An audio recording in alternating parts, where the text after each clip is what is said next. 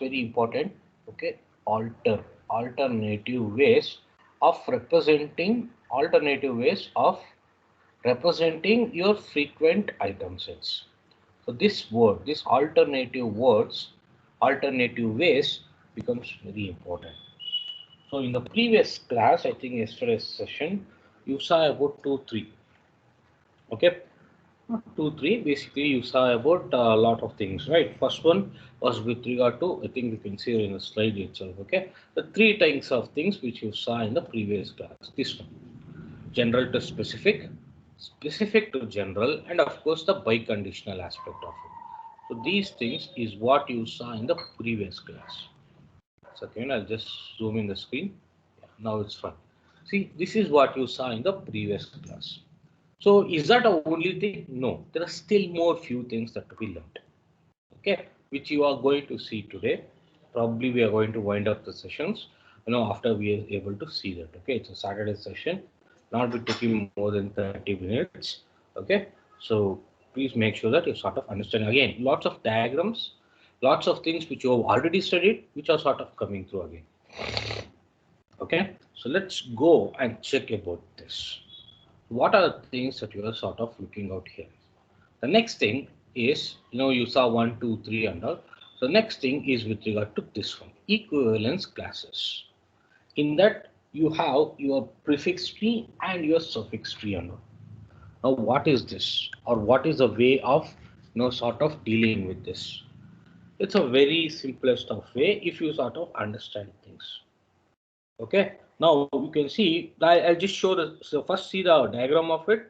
Please understand the diagram of it, then you can see what is the meaning of each and every aspect of it. Okay, now this is called a prefix tree. The left one is called a prefix tree and the right one is called a suffix tree. First and foremost, prefix means something that is going to come before. Suffix is something that is you are going to attach it later. Prefix or suffix. Okay, then you can see the diagrams, both the diagrams are having 4 frequent item sets. What they are represented as? They are represented as A, B, C, D. On top of it, you have none. Okay, after that, you have all the combinations that have been done. Okay, you got it A, B, A, C, A, D, B, C, B, D, C, D. Okay, and then you have again all the combinations taking 3 frequent item sets together, and again you have one more combination where you take all the 4 combinations together. Okay, but here you can see very clearly that the first part of it, okay, there's a first part of it. First, you can see very clearly it first discovers all the 1 frequent item sets, followed by the 2 frequent item sets, and so on. Okay, with regard to prefix item, see, first we are going to cover all the first ones, then the second ones, then the third ones. Okay, then you can see how they are sort of put into perspective here. This one you can see very clearly. I'll just go with this, only this much. Okay, only A is covered. Only, see this, only A is covered along with all its sort of combinations wherever A is there. Wherever A is there, all the other combinations are kept into perspective like this. See A and the combinations of A, AB, AC, AD, ABC, ABD, ACD, and ABCD. All are put into one place. Same thing with regard to B also. B, BC, BD, BCD. Okay. Same thing with regard to next one, which is with regard to C and CD. Then of course the next one, which is with regard to D. D, there is no combinations. Since there is no combinations, now you may be thinking, what about CD and all? Yeah, but we are taking with regard to that as a CD part, okay, under the C.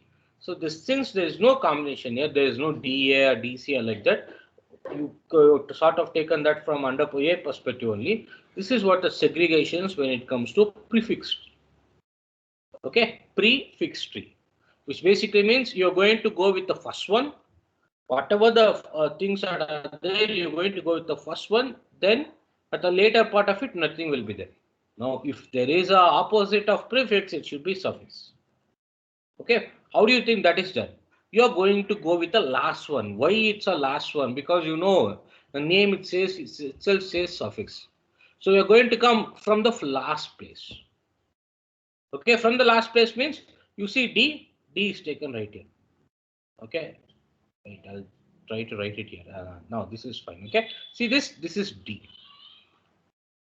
And then I told you very clearly, it's all coming from the last part. So all combinations that involving D, okay, you got your AD, BD, CD, okay, then you got all the other combinations of AB, D, and of course the bigger combination of ABCD is all taken into perspective like this. Is all grouped together like this. Then the same thing with regard to C, okay, AC, BC, ABC. Then the same thing with regard to B. B only will be having to, once you give out all these things, we will only be coming with only one thing, which is A and B. Just like how you had C here. Okay, how you had C with only CD, you are having B here with AB. But then of course A is left out. You see this? This is left out in this with only one place, and here you have left out only with this, with only one thing. Now you can see very clearly this says prefix tree because you're talking right from the first thing. Okay, here you're talking right from the first thing. Here you are taking right from the last thing. Okay, so this is something that you got to keep in mind. First place and from the last place. If these two things are kept into consideration, then you probably know that what is the way of representing your prefix one and the suffix one. Suffix trees and prefix trees. Again, I told you that this is all about making sure that you people remember the diagrams pretty well. Okay, that's very, very important. Okay, you are going to partition the entire lattice into disjoint group of nodes. Disjoint groups of nodes are equivalence classes. Okay, a frequent item set generation algorithm. What does it do? It searches for frequent items within a particular equivalence class. So if you want to search for a frequent items here, what does it do? It goes into that particular nodes or particular grouping what is being done here.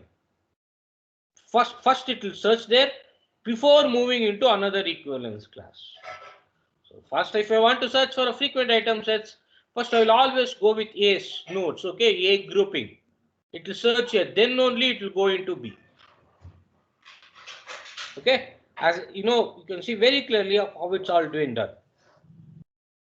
Okay, this is known as level-wise strategy. Okay, level-wise strategy used in a a priori algorithm. Okay, used in a priori algorithm to be able to do what? To be able to do the frequent finding of the frequent item sets. Okay, very important, very simple also. Again, there's few basic things which you got to keep in mind of how these things are all grouped and all. If you are able to do that, things are pretty easy. Okay, this is a second way of representing or alternate ways of representing a frequent item set. That's not the end of it, right? There's one more. Okay, there's one more few things that you got to keep in mind. What are those other few things?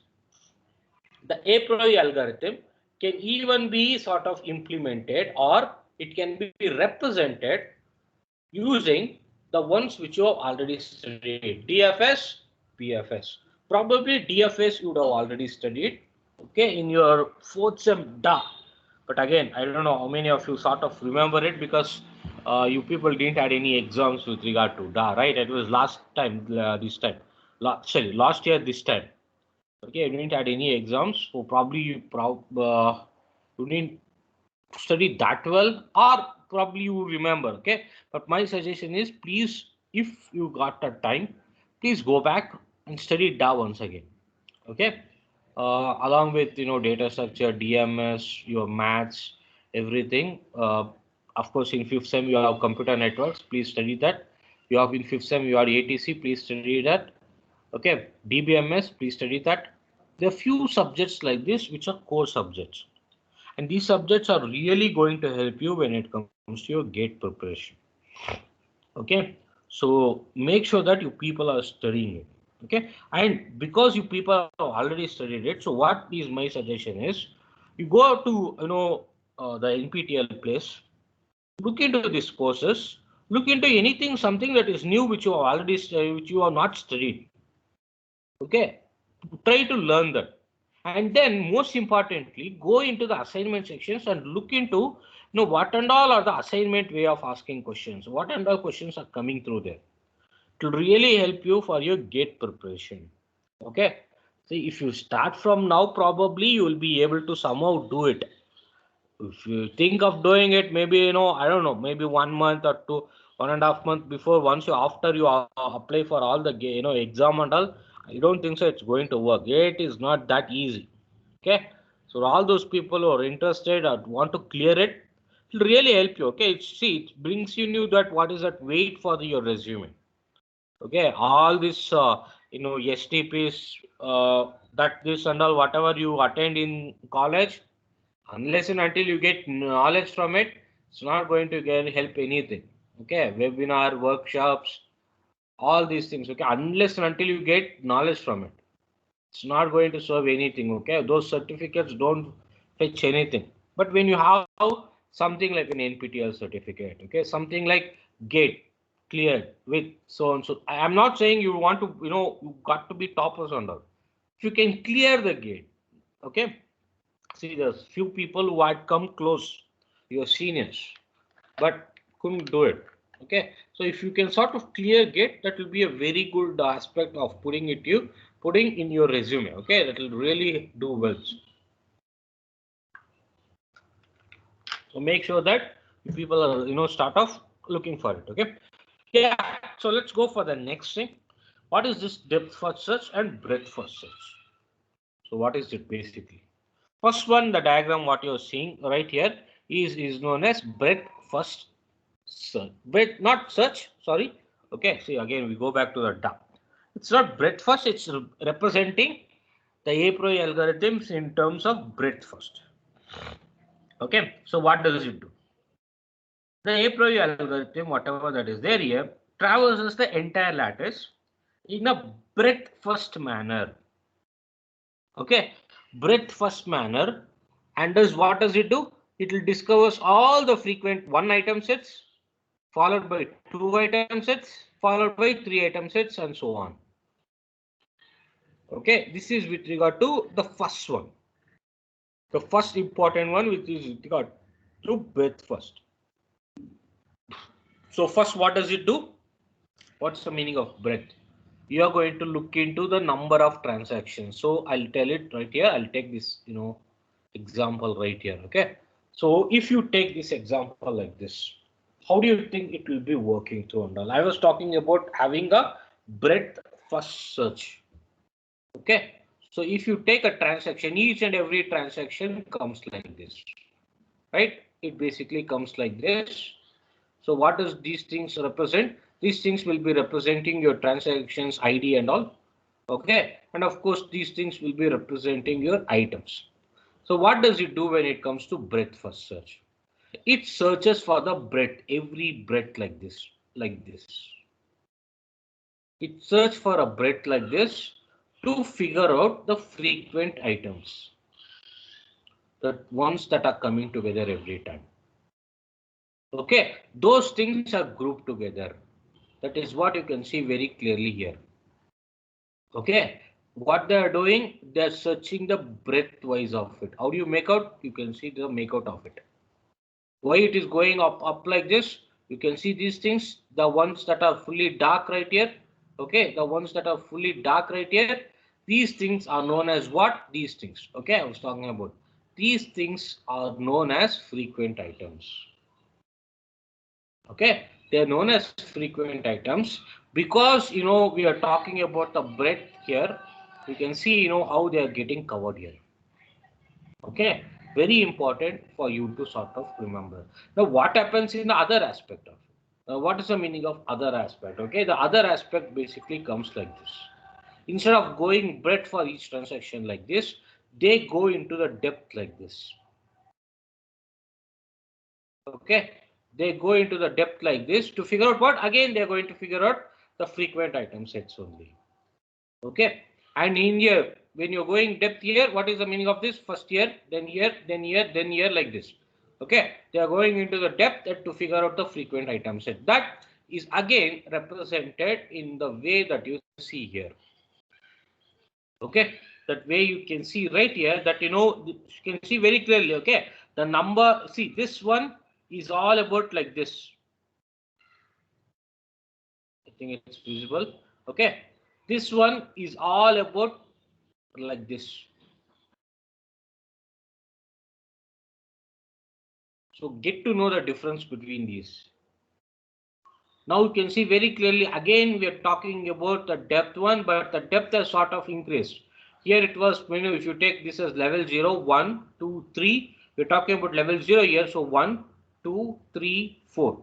Okay, to cover all the depth related ones. Okay, the depth first things traverses the entire database to figure out the frequent item set depth wise.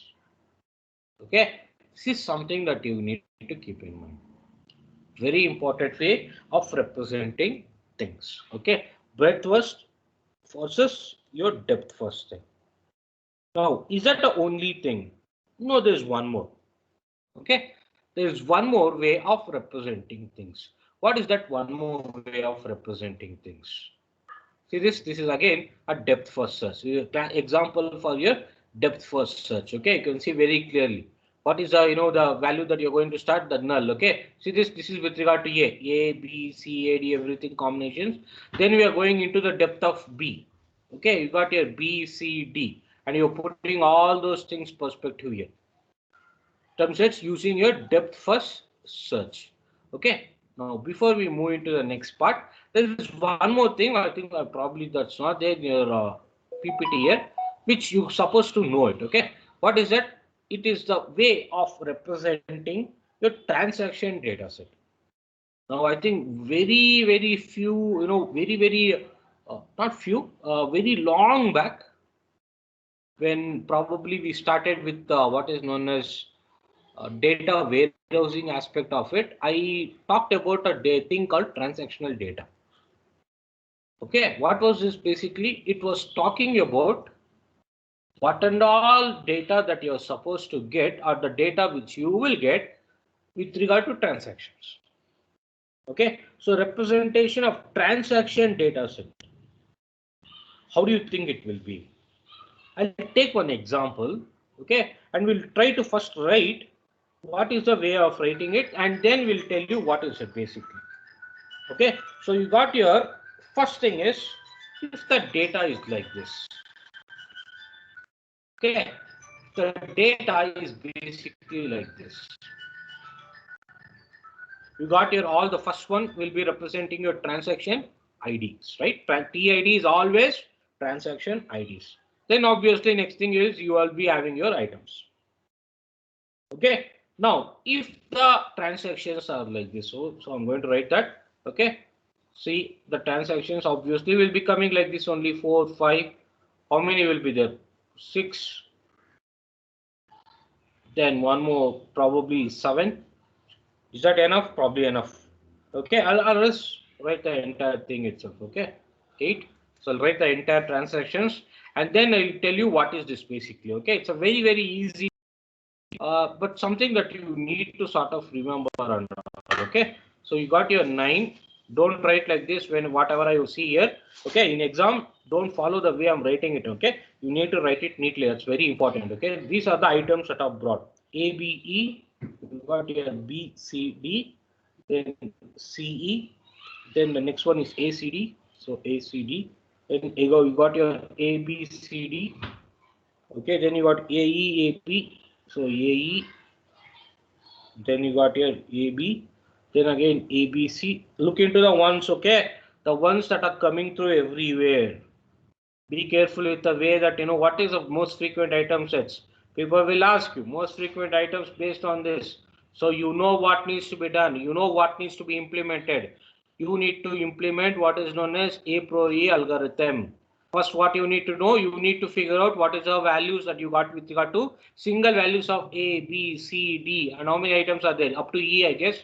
Is there E? Yeah, there is E. So when you put that, you get all one item sets. Then you go for the next combinations. What is the next? Before you go into the combinations, you need to know what is the minimum support.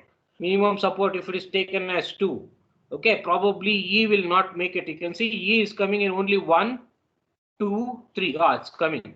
No, is that? Yeah, it's coming. So maybe you need to take the E minimum support as 3. Okay, as the number of transactions are more.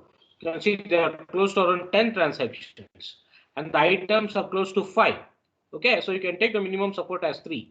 Then you figure out all those things. Whichever is having less than 3, you sort of delete that. Okay, then you go for a combinations aspect of it. See, there are 1, 2, 3, 4, 5. 5 items are there. Probably if you take minimum support as 3, it may come down to around 4. Okay, then in that you need to take 2 at a time, 4C2. So what is the combinations? Number of combinations you get? You get 6. Okay, then when you take 3 combinations at a time, you get 4. Okay, by the time you do this, you will get to know what is the frequent item sets. That's the thing with regard to a-priori algorithm. See, it's all done. Again, I'm telling you, there are 2 ways of asking this question. One is with regard to, taking all, just asking, direct way, okay, a-priori algorithm, write it, then take one example and explain it. That is one way of asking it. What's the other way of asking? The other way of asking it, they themselves are going to give a table like this. And they want you to figure out what? They want you to figure out what is the most frequent item sets. So for that, again, I'm telling you, you need to have steps. You need to figure out how to write all these things and all. Okay, so it becomes very important. Make sure that you people are getting to know all these things. Okay, so based on this, what I was talking about? I was talking about transactional, representation of transaction data set. So there are many ways to represent a transaction data set. The choice of representation can affect the input output cost. Okay, so what you are taking here is we are going to look into the market basket transactions, which is what you are going to see right here. Okay, this is with regard to market basket transactions. The representation of this one. See this one is known as what? It is known as horizontal data layout. Very important for you to know it. Okay, I think almost all the example, whatever we have taken till now, we have followed horizontal data layout without any problem. Okay, so what does it do? It for many mining algorithms or for almost all examples, we have taken this only, even for a-priori, correct? Okay, so what is that a only possibility of representation of data? If there is horizontal, you know very clearly that there is one more word that is going to come very clearly with it. What is it called? Vertical. Okay, so there's one more possibility to store the list of transaction identifiers. Okay, transaction identifiers means TIDs, transaction IDs. Okay, nothing more. So what is the other way of representation? Such representation is known as what? Vertical data layout. So how can I write that? Okay, how can I write the next vertical data layout? So I can write this whatever that you have see here in form of a vertical layout, what you're going to see now. And what is the meaning of that? What is the way I'm writing about that? That if you sort of understand, this is all is fully done. Okay, again, I'm telling you, please don't follow the way I write it. Okay, don't follow my handwriting. You follow what I'm saying. That's all. You need to use a very good handwriting. That's very important. So what is a vertical data layout? First of all, in this, what are the items that you have? I got my A, B, C, D, and of course E. Okay, so I'm going to write that first here. A, B, be careful with the way I'm representing things. Okay, then I got my D and E. First, I'm going to write my items. And then for each and every place, look into this. This is with regard to TID transaction number 1. Be careful with the way I'm writing it. Okay, with regard to transaction number 1, I am going to write, be careful. Okay, for each and every place, I am going to write the number of representations that are coming through here. Okay, so what is the way of writing it? There are two ways of writing it. First of all, first you can represent just by their presence. Okay, just by their presence. So what is the way of representing? Very simple. Okay, wherever you got, see, this is with regard to A, B, E. So A, B, E. Okay, all other things will become 0. Then B, C, D, B, C, D. All other things will become 0. Like this. This is with regard to transaction number 1. Then transaction number 2. Then transaction number 3. 3 is here. Okay. So C and E. All other things will become 0. Okay. Like this, you can sort of represent for each and everything. And then at last, what you will be knowing? You will be knowing the number of ones here. Right? Very clearly, you can know. You can see the number of ones that you will be having. Based on that, you can say what is the number of times it is coming through. Very simple. Okay. See, if you got, only in this 3 transaction, only in 3 transaction I'm telling. In these only 3 transaction, I can very clearly say that the number of ones that is coming through is 1. Here it is 2, there's 1, and of course there's 2. So in these 3 transactions, the ones which are coming very frequent are B, C, E. Okay, only in 3 transactions. Of course, you need to take up to 10. There are 10, you need to take up to 10. Okay, so that's very important. Okay, very important for you to sort of understand these things. So based on these, okay, based on this, there is one more way of representing although that we are going to see. Okay, then probably we will be moving into the next very important topic called FP growth algorithm. Okay, now what is this algorithm? Just like your A Pro E, you have one more algorithm called FP growth. Be careful, we're talking about FP growth algorithm. Okay, very important for you to know.